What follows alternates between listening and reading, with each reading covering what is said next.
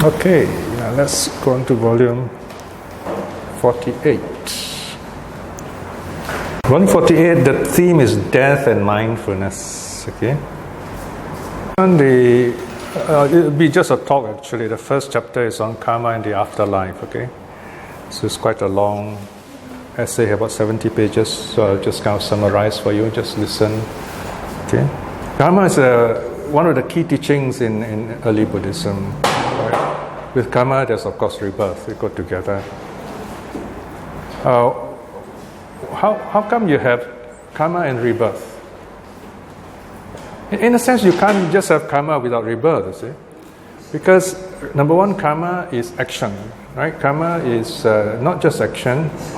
Karma also is volitional action. In other words, moral.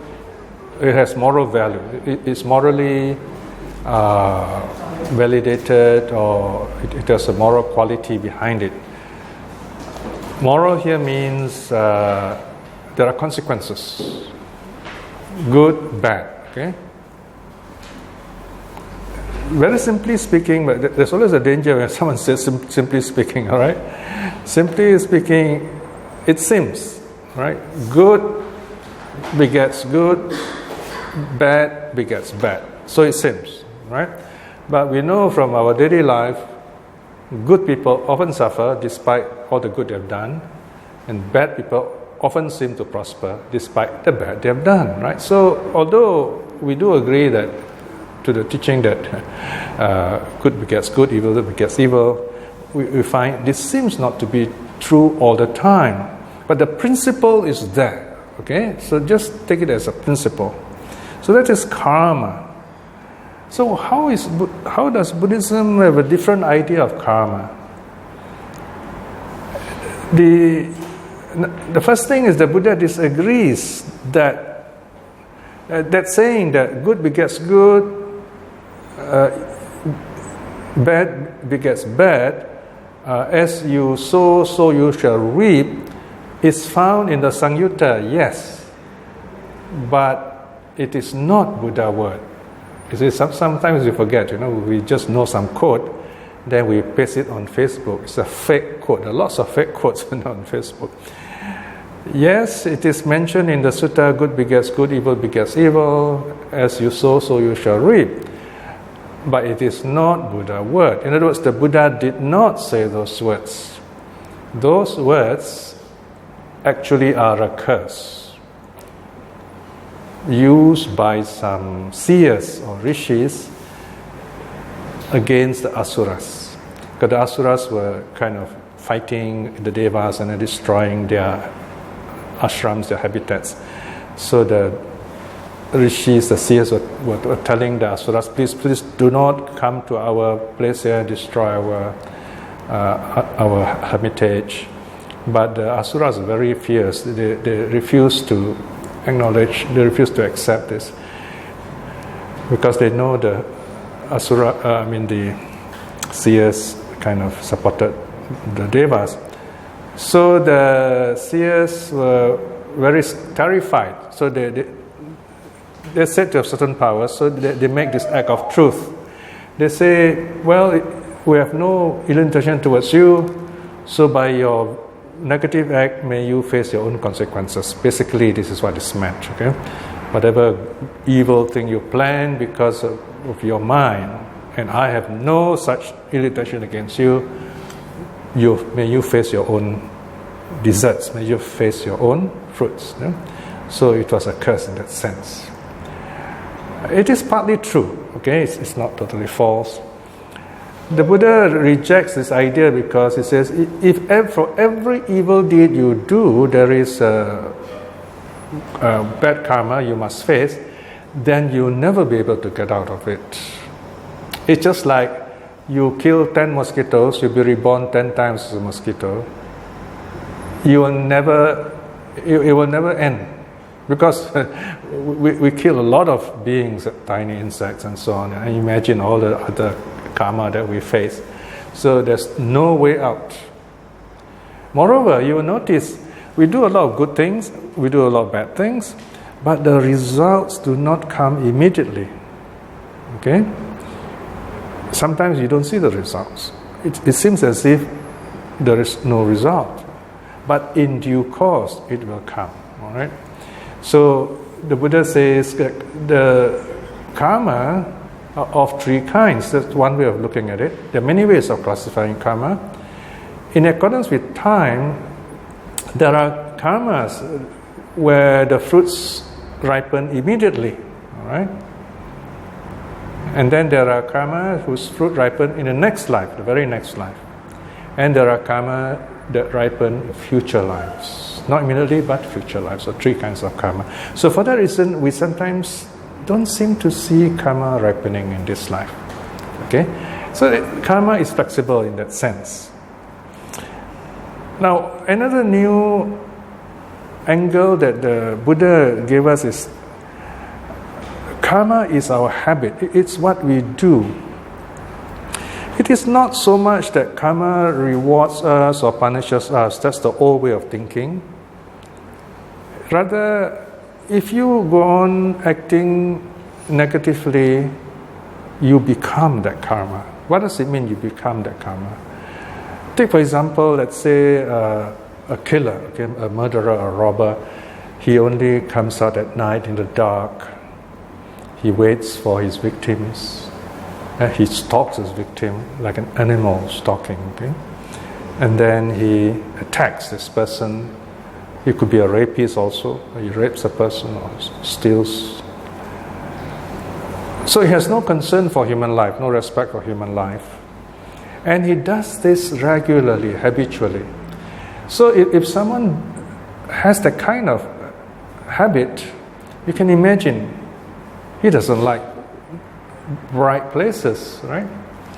And if he does that in old age, when he is going to pass away, what kind of images will come to his mind? Because what is the regular habit that he has been doing? Darkness, all this, what they call stalking people, killing and so on, right? In a sense, it's like the dreams that we have, nightmares that we get, you know? Okay? So this person is going to die with that unhappy thought. The human body expires, the human body dies, it's left behind. But the mind, what kind of mind is that? It's a mind of a stalking animal, right? So this mind continues as an animal. So that's how rebirth takes place in one simple example. So notice here, you have rebirth, and then you have karma, and you have rebirth. Okay? Because many of these actions you don't see resulting in this life. But it takes the future life, right, to take place. No? Of course, there is a philosophical problem here, right? Or scientific problem if you like. Scientific-minded people or philosophical-minded people will say you can't prove all these things, right? There's no way of proving A does something and then B is reborn something else. All that we have are stories in the commentaries, in the suttas. So in other words here, this is a teaching based on faith, right? But this is where this kind of faith is helpful, is good. It doesn't want you to believe in something that destroys others. Rather, this faith wants you to believe in something that will help keep society civil, keep society happy, keep society possible. And this kind of faith is good, right?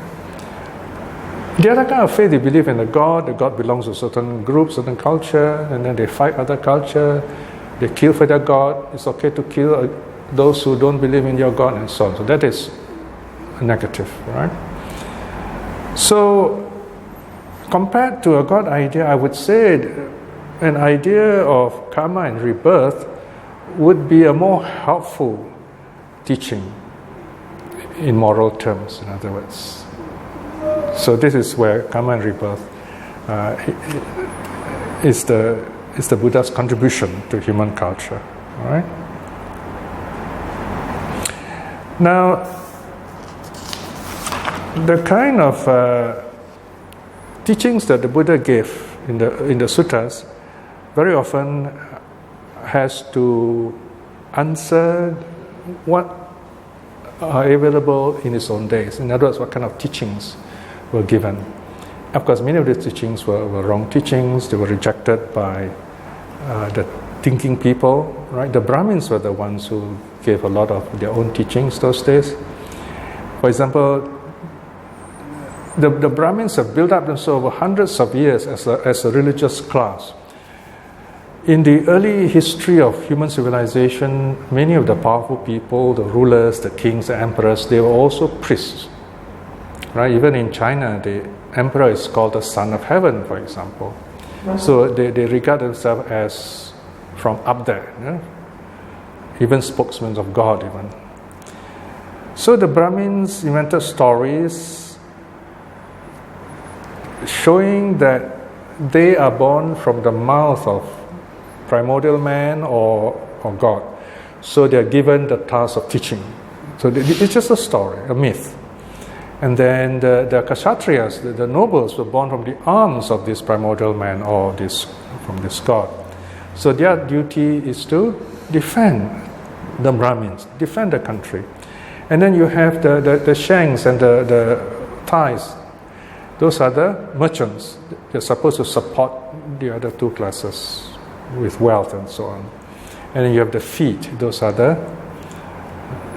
menial workers, the Shudras. They're supposed to serve the other three classes. So this is a class system invented by the Brahmins, which the Buddha totally rejects. All right? According to the Brahmins, they say, well, you are born into that class, so you got to behave like that. The Buddha say, there's no such thing. Whether you are high class or low class, you are good or bad depends on your action, your karma, right? Then the Brahmins also have another idea. They claim that they are the spokesmen of God. So the other classes, everyone else, have to come to the Brahmins who do the prayers, who do their chants, who recite the mantras, perform rituals. And they have to be properly done, and only the Brahmins can do this. So this is where they call this karma. Karma means the ritual is properly done. Now you see this a lot in the ritual Buddhism. You find everything must be done correctly and so on, right? So this is a Brahminical idea where the emphasis is put into the rituals and not into the mind of the person. So the Buddha rejects this. The Buddha says, no, there's no good way of explaining all this. So this is wrong practice, wrong view. Karma is your intention. If your intention is filled with greed, hate, or delusion, then your karma is also unwholesome. So it's not a ritual action, not doing something in a prescribed way, but something that is your intention behind the action. So these are some of the ways you see how the Buddha, in a sense, adapts the old teachings and revises them and give a new, better interpretation. Okay? In other words, in the case of the Brahminical system, you can perform a ritual and then you are free of your sin or whatever evil you have done. And then you say, I'm pure now. But that's a wrong idea. Whereas in the case of karma, you are personally accountable. Okay? You are accountable for your own actions. That's the difference. Okay? Now comes a very important phenomenon in life which unites all religions, and all religions must have something to say about it.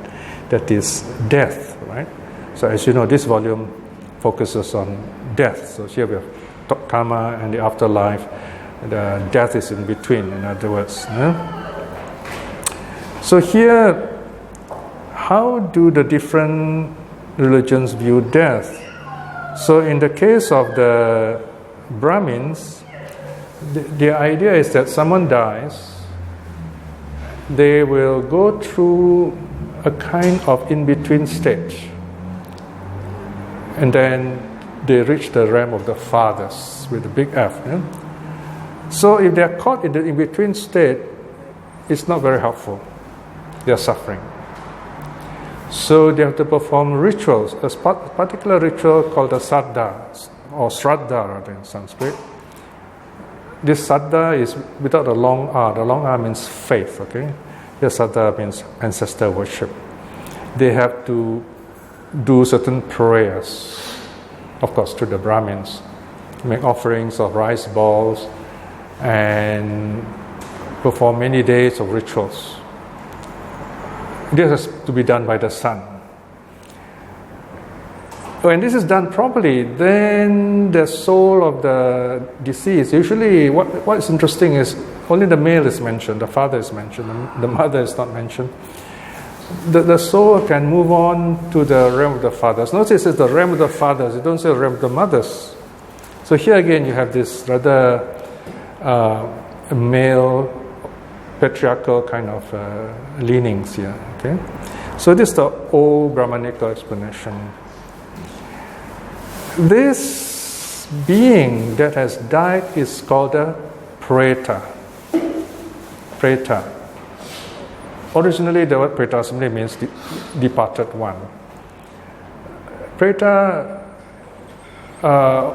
is very close to the Sanskrit word pita, meaning father.